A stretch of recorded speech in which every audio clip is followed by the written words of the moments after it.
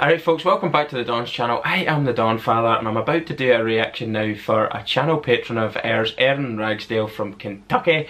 Thanks very much, Erin, for your support and the request. This one is the worst Nascar crashes of all time. Nascar isn't a sport in the UK, but it is a sport that I know a little bit about, of course. This is going to be one of those things that could be like really difficult to watch, because I imagine if it's the worst NASCAR crashes of all time, there's going to be possibly drivers lost their lives, in some cases spectators as well, I'd imagine, and you've got to keep that in mind when you're reacting to these videos. As epic as some of them might look in the way the car is going, ultimately people could be seriously hurt or killed, so we've got to be respectful of that fact. The link to the original video, as always, will be in the description section below, and so will our Patreon account if you'd like a personalised video request and shout out. That's how you get it. I do requests for subscribers, I just don't give shout outs, just to clear that one up. And that's about it. Don't forget to subscribe, like, comment and share, and put the bell on. Thanks very much. No more talking then. Let's go. None of them are fatal, so that clears that up. Oh, trouble! Steve Park is off into the infield. Another car involved. Over on his lid, it's Parkindale Jr. Terrible crash. Jr. to the bottom of the track. Jr. will win it. Oh, he's turned. Oh, look at this. Behind them. The 11 gets kind of stuck in the middle there and gets the tires blew out. Bumper. As he does, he spins back in, gets the 3 airborne, and he just gets projected off the other cars right up into the fence. Wow, that's mental. Oh my gosh. Oh. Wow. Like Morris said, got into the 6 car. David Reagan. Oh. Mental. My goodness. Starts and they get into the wall on the outside. Others start jockeying around. There's Derek Cope. He thought he got through that for just a moment, but Mark Martin's going to come right back up in front of him. And is that Ricky Craven? Yes, it is. Ricky Craven in car number 41 that's flipping over, went up against the outside. Went over the top of the other cars coming. Back down on the track and was hit again. There's trouble. Upside down. Oh my word, look at that, look at that. Oh no, oh no. Oh, and there's more, joining the party. Look at this. It is absolutely nuts. The speeds that they're going at, it's very easy to lose control. Oh my word, what did he do?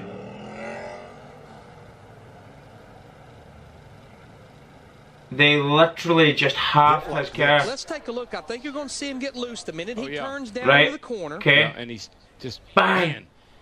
And that thing just absolutely.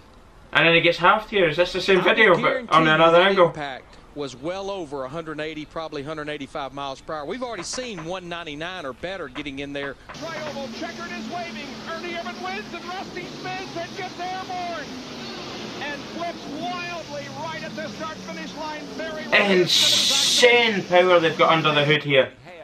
Carl went up to block him a little bit. Now he's going to come down and try to block him again, and you get one shot at it, but you don't get two. Like, watch this.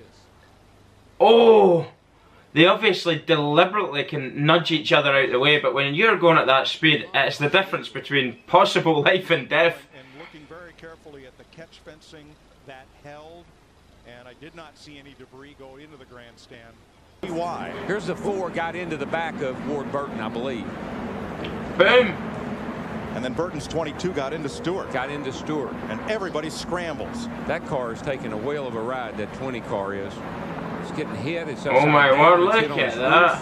It's on fire. Uh-oh. Uh-oh, look at that, look at that. Good God. At least they landed half decent, I suppose. The neck injuries they must. Side over side several times. Lands in the grass just at the top of pit road. These guys are Dyson. Go ahead.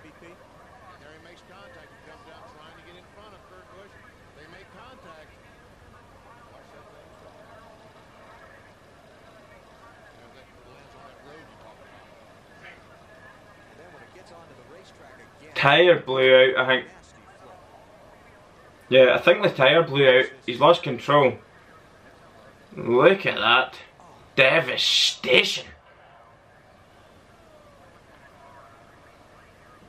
It's phenomenal how insignificant it makes you look as it throws you around when you're going around at that speed. Just a tiny little thing going and you just boom. Whoa, oh look out, we got trouble. This is gonna hurt. This is what I mean, there's bound to be spectators getting killed in this sport regularly. All the front rows are empty. There's nothing left. Keep your fingers crossed. It's almost like it's just been shot by a tank. Or a drone. Look at it. Oh my gosh. Oh my word, look at that one. Look at the earth coming up as it's impacted the ground. Was trying to avoid hitting Jason Leffler. You know, you're thinking it looks like there's a lot of time to make decisions here, but this was a split-second decision, you know, from Jeff Fuller to come. If you'll notice, as he comes into the picture here, he's heading right for the door for Jason Leffler, decides to make a hard left to miss contact with Jason Leffler, and went right into the inside wall, hit it, you know, at exactly the wrong spot where that opening is on that flat contact. And as you know, and climb out. Very fortunate that these trucks are as safe as they are. Look at this truck just get out of control. Probably about the fastest part of this speedway, Phil, right out of the tri-oval. There's a truck involved in it as well. Just starts tumbling. As it's all pickups. That young man with his dirt racing background, I'm sure he's had many barrel rolls in his career, but none like that. And Michael, I know you've been upside down. I've been upside down like that. The flipping's not that bad, but it's the landing. All of a sudden things change, and so yeah, you can't put any blame on anybody, I don't think, here. Although I think we do see a little contact between the 33 and the 5. But when he pulls out there, that car is automatically going to start coming back a little bit because he's come out against a brick wall of wind right there. Even though he's got to run, that car automatically slows down when he pulls out there until he starts getting that help. So if you're Tony Stewart, and you're trying to get out of the gas and you're getting hit from behind, have you ever had that happen where you get hit from behind and you can't actually slow your car down and try to avoid that wreck? Somewhat reminiscent of the Brian Vickers, Jimmy Johnson contact in the Cup race last fall. Look at them. The stride. He's away, he's away. He's sliding back onto the track. Out of control. Bang, it's been hitting the tail. Here's where it really gets exciting. Man, we talked about that there's nowhere to go as you come off of these corners, and when something like this happens, you really have make a commitment. Like this is one opportunity really to miss this wreck. These cars are made of metal, but they look, because of the speed they're travelling, like they're made of tin foil and aluminium foil just crushed up into a ball. See the debris there on the left-hand side of your screen. Earnhardt avoids Bobby. The car goes backwards. The aerodynamics going over underneath the car, and Allison gets up into the fence. The aerodynamics lifted the car. They're not built to go backwards. Right underneath Harold Kinder. Harold, he stayed in there. Boy, I'll tell you, talk about a trooper. Kinder is right there. He's got the yellow flag out right away. That is a veteran, competent flagman.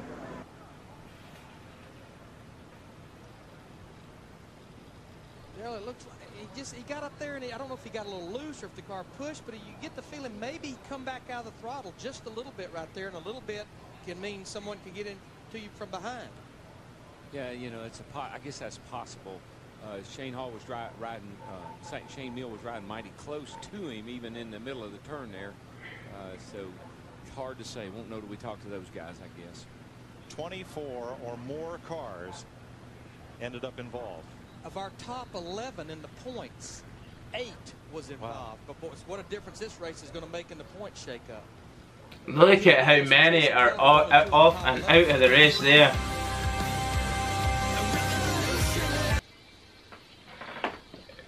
Well, that's the end of the video, and it's absolutely insane. What an exhilarating and exciting sport that must be to watch in the crowd.